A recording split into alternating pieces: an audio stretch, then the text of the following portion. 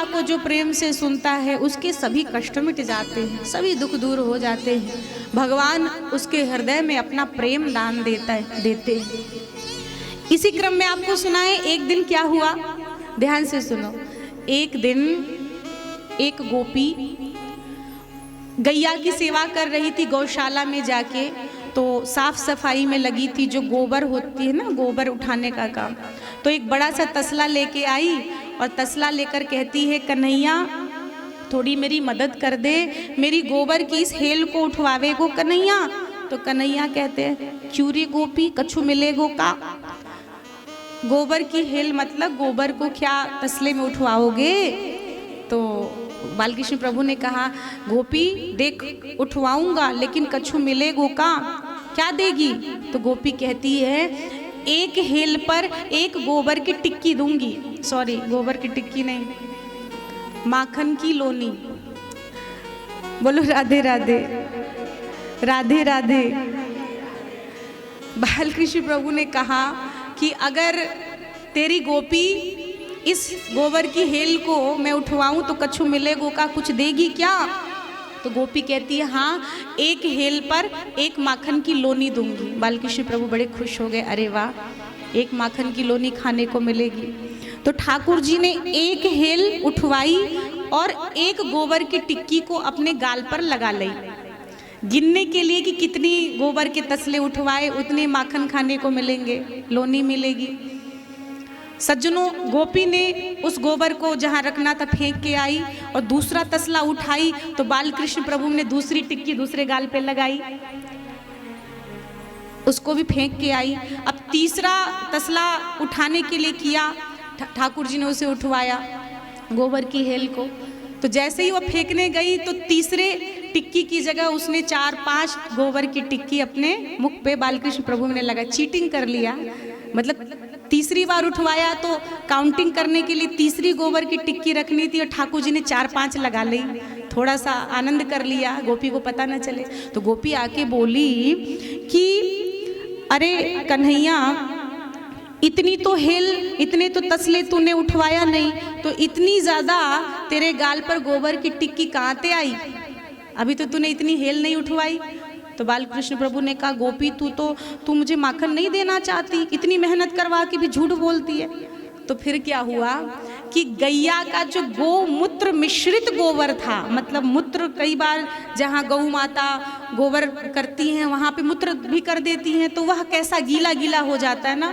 तो गोमूत्र मिश्रित जो गोबर था उसको तसले में उठाया था गोपी ने, और जैसे ही बालकृष्ण प्रभु ने उठाया तो सारा गो मिश्रित गोबर ठाकुर जी के ऊपर ही गिर गया। बोले कृष्ण कन्हैया लाल की। ठाकुर जी का अभिषेक ही हो गया गोमूत्र मिश्रित गोबर से, और जब अभिषेक हो गया तो जितनी चीटिंग की टिक्कियां थी सब बह गई। बोलो राधे राधे।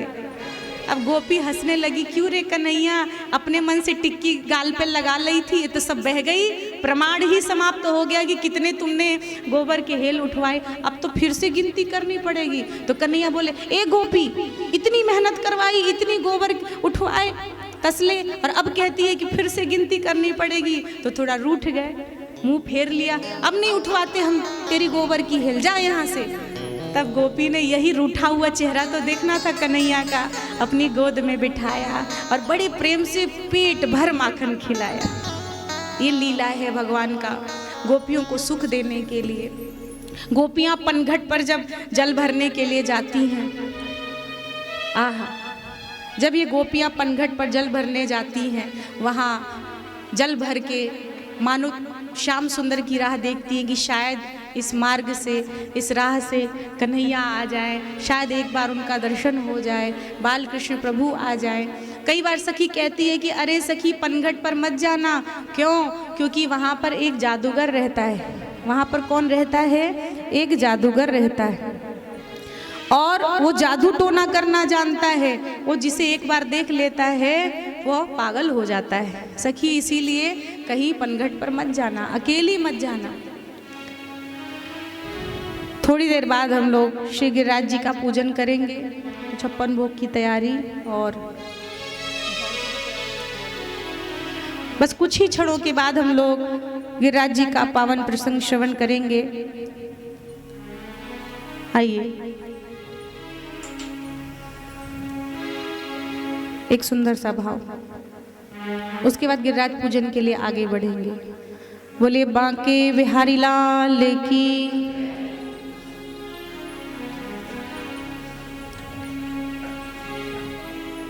मोहे भागया बंशी वाला हो, मोहे भागया बंशी वाला, बन गई जोगनिया, बनी मैं जोगनिया हो। मोहे भागया बंशी वाला, मोहे भागया बंशी वाला, बनी मैं जोगनिया, बनी मैं जोगनिया। मोहे भागया बंशी वाला, सभी गाओ ताली बजाते हुए। बन गई जोगनिया, बनी मैं जोगनिया। वो काली कमली वाला हो,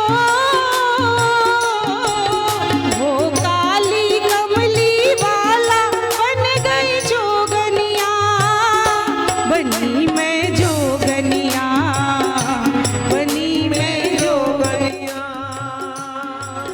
मोहे भागया बंशी वाला, मोहे भागया बंशी वाला, बनी मैं जोगनिया, बनी मैं जोगनिया, बनी मैं जोगनिया। बल बंशी वारे की।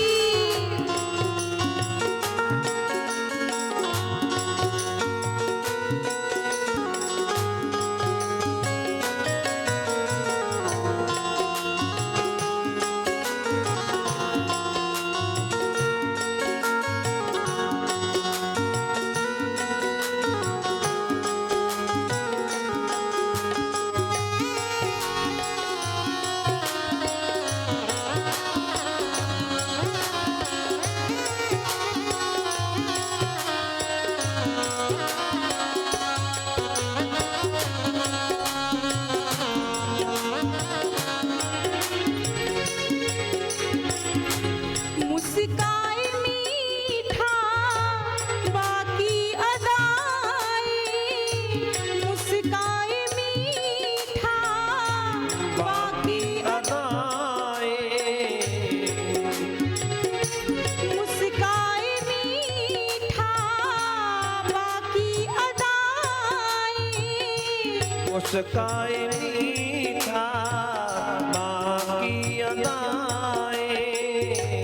नैनों से जादू तीरे चलाए, नैनों से जादू तीरे चलाए। वो जो माखन खाने वाला हो,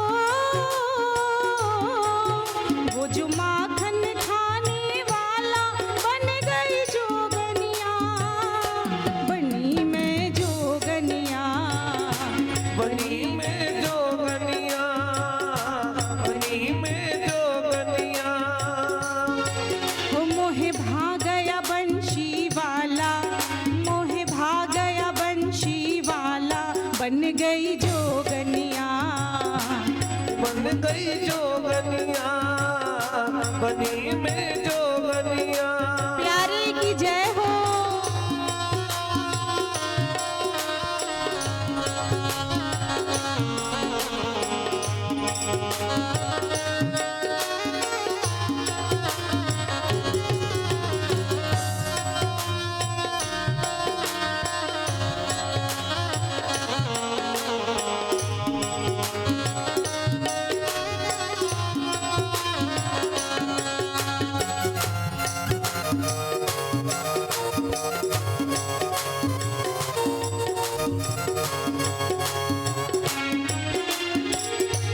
कुंज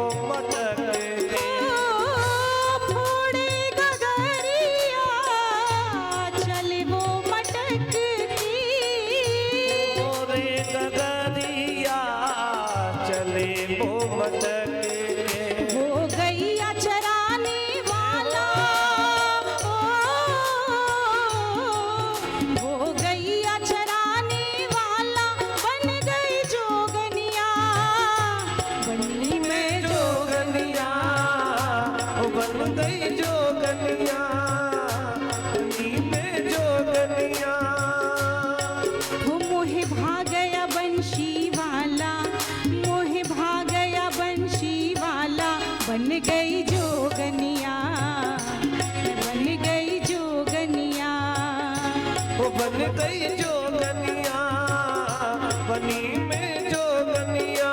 श्याम प्यारे की जय हो।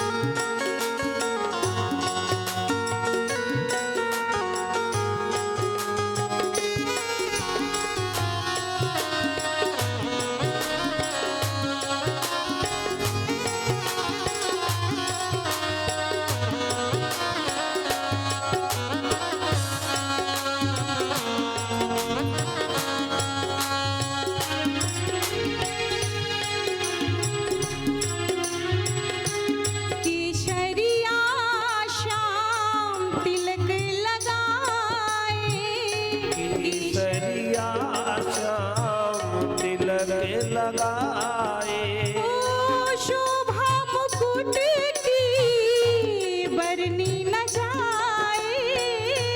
शोभा मुकुट की बरनी न जाए।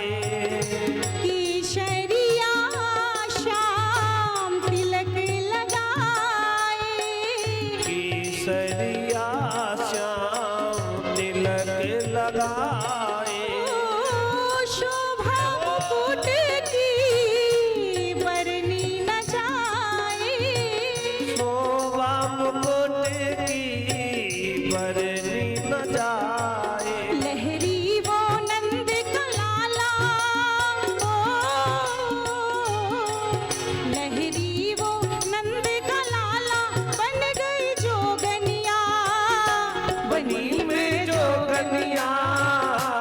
बन गई जोगनिया बनी में जोगनिया। वो मोहे भागया बंशी वाला, मोहे भागया बंशी वाला, मैं बन गई जोगनिया। दोनों हाथ से ताली सेवा करते हुए सब गाओ। वो मोहे भागया बंशी वाला, वो मोहे भागया मुरली वाला, बन गई जोगनिया बनी में जोगनिया बनी में जोगनिया वो बन गई जोगनिया बनी में जोगनिया बन गई जोगनिया बनी में जोगनिया। प्रेम से कहो बंशी वारे की मोहे भागया बंशी वाला, हो मोहे भागया बंशी वाला, बनी में जोगनिया बनी में जोगनिया। वो काली कमली वाला है, वो काली कमली वाला, बन गई जोगनिया बनी में जोगनिया बनी में जोगनिया। जय जय। बहुत सुंदर। भगवान बाल कृष्ण प्रभु एक बार जमुना से कालिय नाग को बाहर निकालते हैं, क्योंकि कालिय नाग के कारण जमुना का जल विषैला हो गया था। भगवान कालिय नाग के अभिमान को तोड़ते हैं और कालिय नाग के अभिमान को तोड़कर उसके बल को चूर चूर करके नाग पत्नियों से कहते हैं, कालिय नाग से कहते हैं कि तू रमणक द्वीप में जाकर निवास कर। और भगवान ने कालिय नाग के फड़ पर अद्भुत नृत्य करके अपने चरणों की छाप छोड़ी है। और सभी ब्रजवासियों ने देखा इस दृश्य को, माँ यशोदानंद बाबा सभी देखते हैं कि बालकृष्ण प्रभु कालिय नाग के फड़ पर सुंदर नृत्य करते हुए बाहर निकले। कालिय नाग भगवान को प्रणाम करके जमुना जल से बाहर गया। एक बार गोपियां ब्रह्म मुहूर्त में जमुना में वस्त्र रहित होकर स्नान कर रही थी और भगवान ने सारे वस्त्रों को चुरा लिया, चीरहरण किया। गोपियां मार्ग शीर्ष में ब्रह्म मुहूर्त में जाकर माँ कात्यायनी की पूजा करती हैं। कात्यायनी महामाये महायोगिन्य धीश्वरी नंद गोप सुतम देवी पतिम में कुरुते नमः। नंद नंदन कृष्ण को पति के रूप में पाने के लिए गोपियां प्रातः काल ब्रह्म मुहूर्त में जाकर जमुना नहाती हैं, लेकिन अपराध यह बन जाता है कि वस्त्र धारण नहीं करती। भगवान ने गोपियों को उपदेश दिया, पहले वस्त्रों को चुराया, फिर गोपियां बाहर आईं, फिर भगवान ने निवेदन किया, मेरी प्यारी ब्रजांगनाओं, ब्रज में जमुना साक्षात मेरा हृदय ही जमुना है। भगवान का जो हृदय है वो जमुना के रूप में प्रवाहित हो रही है, प्रेम जमुना के रूप में प्रवाहित हो रही है। और वैसे भी जल में वरुण देव का स्थान माना गया है, वरुण देवता रहते हैं, तो इस तरह से तुम्हें स्नान नहीं करना चाहिए। गोपियां क्षमा मांगती हैं और भगवान गोपियों को एक प्रकार से देखो, जीवात्मा का परमात्मा से तभी पूर्ण रूप से मिलन होता है जब किसी भी प्रकार का जगत का पर्दा ना हो। भगवान ने गोपियों के शर्म, लाज, लोक लाज, संकोच, झिझक सारे पर्दों को ही हटा दिया। अब गोपियां श्याम सुंदर से मिलने के लिए महाराज में शामिल होने की अधिकारी बन गई और भगवान ने नेत्रों से इशारा किया, जल्द मिलूंगा, शरद पूर्णिमा की रात्रि की प्रतीक्षा करो, जीवात्मा का परमात्मा से मिलन होगा, कृष्ण का गोपी से मिलन होगा, गोपियों का कृष्ण से मिलन होगा। और आइए अब सीधे चलते हैं गिरिराज पूजा की ओर। सुखदेव स्वामी कहते हैं कि राजन परीक्षित, ब्रजवासियों ने इस बार जब गोवर्धन नाथ की पूजा करी और 56 भोग लगाया तो इंद्र कुपित हो गए और फिर क्या किया, आइए इस लीला में दर्शन करते हैं। एक दिन दीपावली के दिन प्रातः काल मैया सुबह सुबह ब्रह्म बेला में जगी और जगकर मैया ने पूरे रसोई में झाड़ू लगाया, पानी से धोई, सारे बर्तन साफ की और बड़े पवित्रता से कड़ाही में देशी घी, शुद्ध गैया का, शुद्ध वेद लक्षणा गैया का देशी घी डालकर मालपुआ, पकौड़ी, कचौड़ी, पकौड़ी, कचौड़ी, अनेक प्रकार की सुंदर सुंदर पकवान छानने लगी। सज्जनों, कन्हैया आए गए भोग लगाए हुए। मैया, हाँ लाला, या सामान को तो सबसे पहले मैं खाऊंगो। कह रहे हैं कि जितना पकवान बना रही है ना, या सामान को सबसे पहले मैं ही खाऊंगो। मैया ने कहा बढ़िया है, मैं ही खाऊंगो। अरे ये हमारी कुल देवता की पूजा के लिए बन रहा है व्यंजन, अभी जा। मैया ऐसे फटकार लगा के भगा रही है, रोज तो बुला बुला के खिलाती है। बेटा जय जय है जाएगी तब पावे को मिलेगो, चल भाग यहाँ ते। अब माताएं ऐसे घर के काम में लगी हों, अब बच्चे जब कुछ रसोई में अच्छा बनता है, खुशबू आती है, नाक में खुशबू गई, दौड़ दौड़ के आते हैं, भूख लगी है। अब जरूर भूख लग जाती है। अब देखो सुंदर व्यंजन पक रहा हो तो बच्चों को ही नहीं बूढ़ों को भी भूख लग जाती है, जीभ में पानी आ जाता है। बोलो राधे राधे, है ना। टेस्टी टेस्टी पकवान हो, सुंदर सुंदर खुशबू हो पकवान और व्यंजन की, तो क्या बच्चे क्या बूढ़े, सबको लालच आ जाता है जल्दी से पाने को मिले। तो मैया ने कहा बेटा थोड़ा काम कर लेने दे, जाके अपने बाबा ते पूछ। कन्हैया मुंह लटकाए के आ गए बाबा के पास। बाबा बाबा ये जय जय कौन सी बलाए है बाबा। भगवान मन में सोचे कि सबसे बड़े जय जय तो हम हैं, जय जय माने भगवान, तो सबसे बड़े जय जय तो हम ही हैं। ये दूसरे जय जय कौन आ गए जिनकी पूजा हो जाएगी तब प्रसाद मिलेगा, ये दूसरे जय जय कौन है। कथ्यतां मे पितः कोयम संभ्रमो व उपागतः, किम फलम कस्य चोदेश्यः केन वा साध्यते मखः। ये दूसरे जय जय कौन है बाबा, हमारे घर में किस जय जय की पूजा होगी। तब बाबा ने बड़े प्रेम से समझाया है। परजन्यो भगवान इंद्रो मेघास्तस्यात्म मूर्तयः ते भी वर्षन्ति भूतानाम प्रीडनम जीवनम पयः। कन्हैया बेटा हमारे घर में प्रतिवर्ष दीपावली के दिन 56 भोग व्यंजन बनता है और हमारे कुल देवता इंद्र हैं, हम इंद्र की पूजा करते हैं, उन्हें ही 56 भोग लगाते हैं। बालकृष्ण प्रभु कहते हैं लेकिन इंद्र की पूजा क्यों करते हैं? बाबा ने कहा क्योंकि इंद्र प्रसन्न है जाए तो पानी बरसावे, पानी बरसेगो तो हरी हरी घास होएगी, और हरी हरी घास होगी तो तुम्हारी गैया खाए के खूब दूध देंगी। कन्हैया खुश हो गए, ये बात तो ठीक है, लेकिन बाबा अगर पूजा ना होएगी तो इंद्र पानी न बरसावेगो। अगर हम इंद्र की पूजा नहीं करेंगे तो इंद्र देवता पानी बरसाना बंद कर देंगे क्या? अब बुद्धि चकरा गई नंद बाबा की, इतना छोटा लाला और बात इतनी अटपटी, इतनी बड़ी बात कर रहा है। तो नंद बाबा ने कहा बेटा ये बड़ों का काम है, तू जा खेल कूद। अरे नहीं बाबा मुझे मेरे सवाल का जवाब दो, क्या हम उनकी पूजा नहीं करेंगे तो इंद्र पानी नहीं बरसाएंगे? बाबा के पास जवाब हो तो दे। निशब्द कर दिए।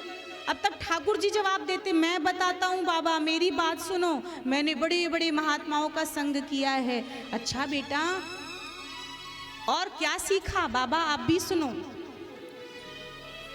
कर्मणा जायते जंतुः कर्मणैव विलीयते, सुखम दुखम भयम क्षेमम कर्मणैवाभिपद्यते। क्या कहा? भगवान श्री कृष्ण कहते हैं कर्मणा जायते जंतुः कर्मणैव विलीयते, सुखम दुखम भयम क्षेमम कर्मणैवाभिपद्यते। जो प्राणी जैसा कर्म करे वह कर्म के अनुसार परमात्मा वाकु वैसो फल दे दे। इस श्लोक का सीधा सा अर्थ, सरल सा अर्थ यही है, मनुष्य जैसा कर्म करता है उसको वैसा ही फल मिलता है। जो जैसा कर्म करेगा उसको वैसा फल मिलेगा।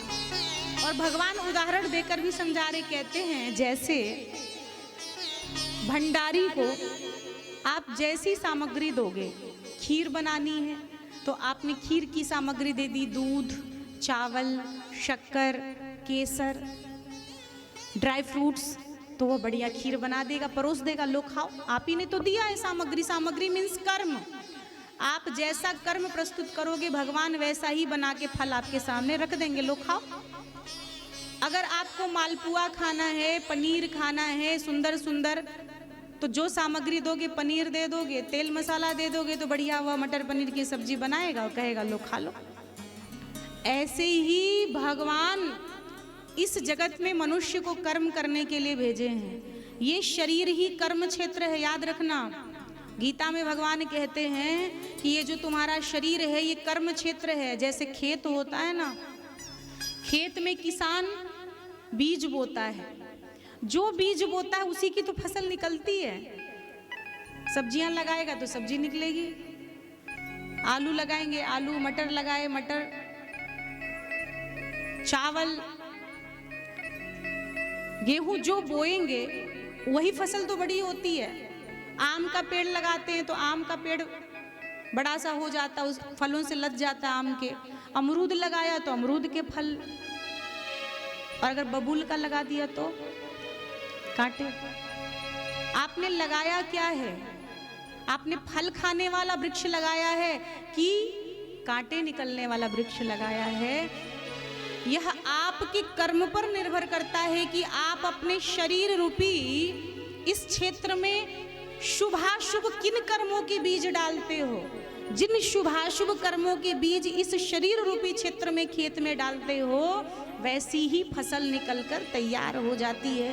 और भगवान कहते ले अब काट, तूने ही तो बीज डाला है, फसल बड़ी हो गई, अब तो काटना पड़ेगा, फल भी खाना पड़ेगा। As you sow so shall you reap. आप जैसा करोगे वैसा ही मिलेगा, सो याद रखना। जो बोएगा वही पाएगा, तेरा किया आगे आएगा। सुख दुख है क्या फल कर्मों का, जैसी करनी वैसी भरनी, जैसी करनी वैसी भरनी, जैसी करनी वैसी भरनी, जैसी करनी वैसी भरनी।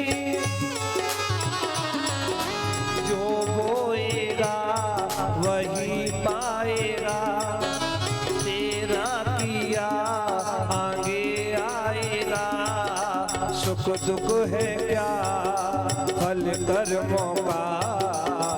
जैसी करनी वैसी भरनी, जैसी करनी वैसी भरनी, जैसी करनी वैसी भरनी, जैसी करनी वैसी भरनी। प्रेम से कहो राधे राधे।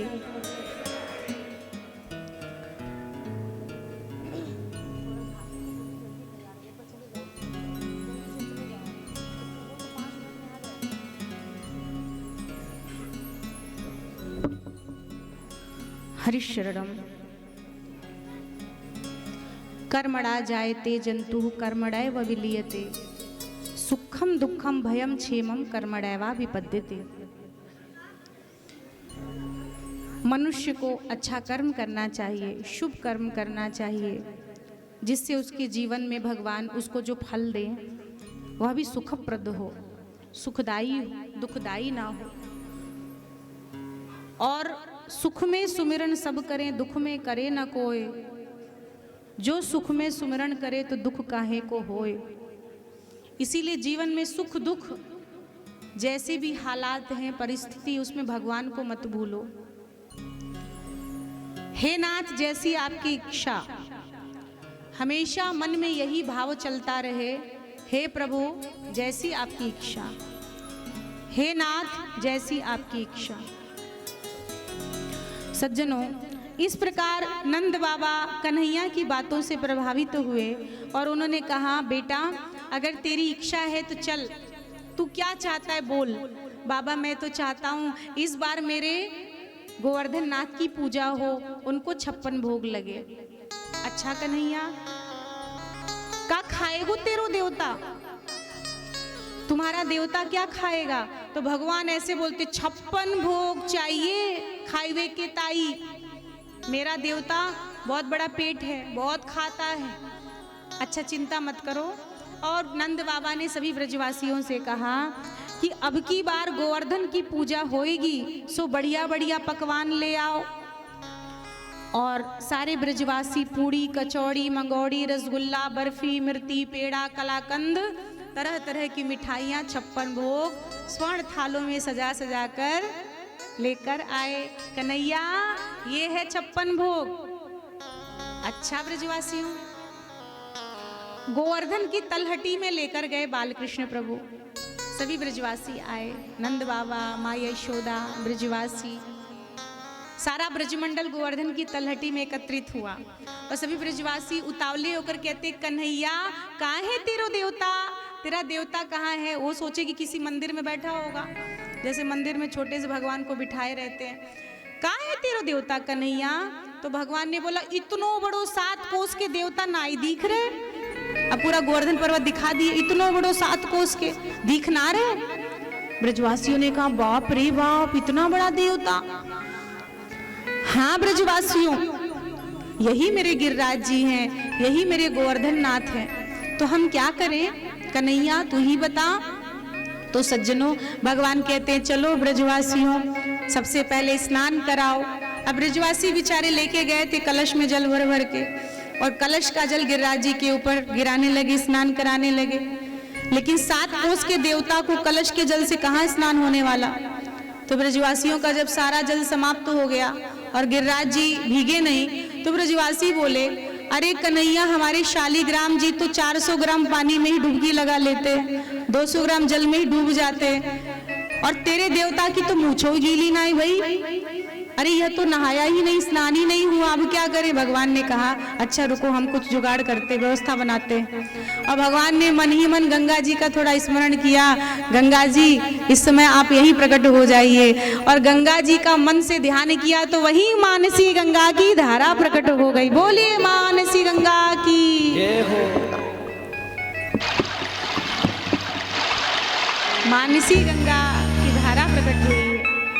अब गंगा जी की पावन जलधारा को देखकर ब्रजवासी हक्के बक्के हैरान, हे भगवान, मान गए कन्हैया तेरो देवता बड़ो चमत्कारी है।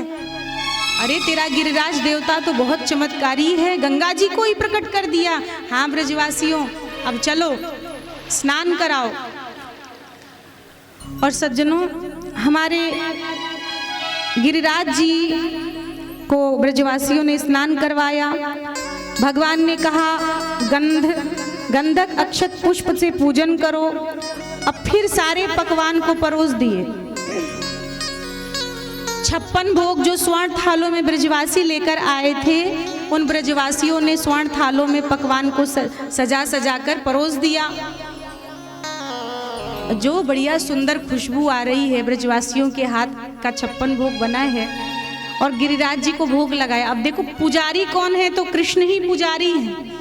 कृष्ण ही पूजा करवा रहे हैं, पुजारी हैं, और स्वयं को ही पूजवा रहे हैं। गिरिराज जी कृष्ण ही तो हैं, गोवर्धन नाथ देवता कृष्ण ही हैं। अपनी ही पूजा करवा रहे हैं पुजारी बनकर। कितने चालाक हैं, अपने ही पुजारी बने खड़े हैं और जिसकी पूजा करवा रहे हैं वो खुद ही हैं। चलो ब्रजवासियों, पुष्प चढ़ाओ, जल से स्नान कराओ, दूध से स्नान कराओ। आप लोग भी जाते हैं ना वृंदावन, गिरिराज जी में दान घाटी जाते हैं, दर्शन करते मुखार अरविंद के। तो गिरिराज जी को आप लोग कितने प्रेम से जल से, गुलाब जल से, दूध से, गैया के दूध से स्नान कराते हैं और पुष्प, सुंदर सुंदर खुशबू वाले पुष्पों को चुनकर माला लेकर जाते हैं बनाकर। गिरिराज जी को माला पहनाते हैं। 56 भोग तरह तरह के, आलू की जलेबी भगवान को, गिरिराज जी को भोग लगाते हैं। मालपुआ, पेड़ा, कलाकंद।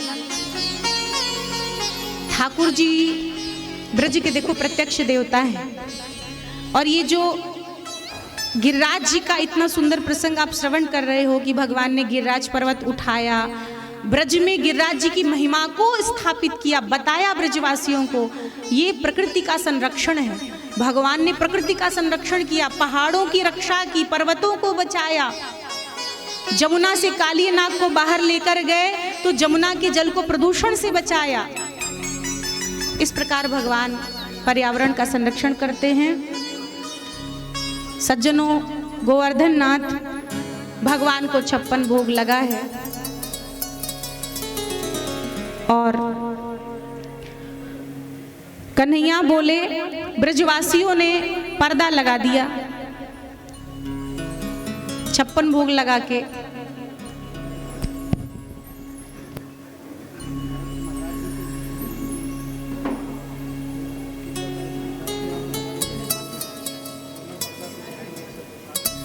हमारे महाराज जी से प्रार्थना है, आप 56 भोग लगा है तो कृपया प्रसाद को आप उठाएंगे और भोग लगाएंगे हमारे गिरिराज जी को। एक बार ताली बजाएंगे, जोरदार ताली।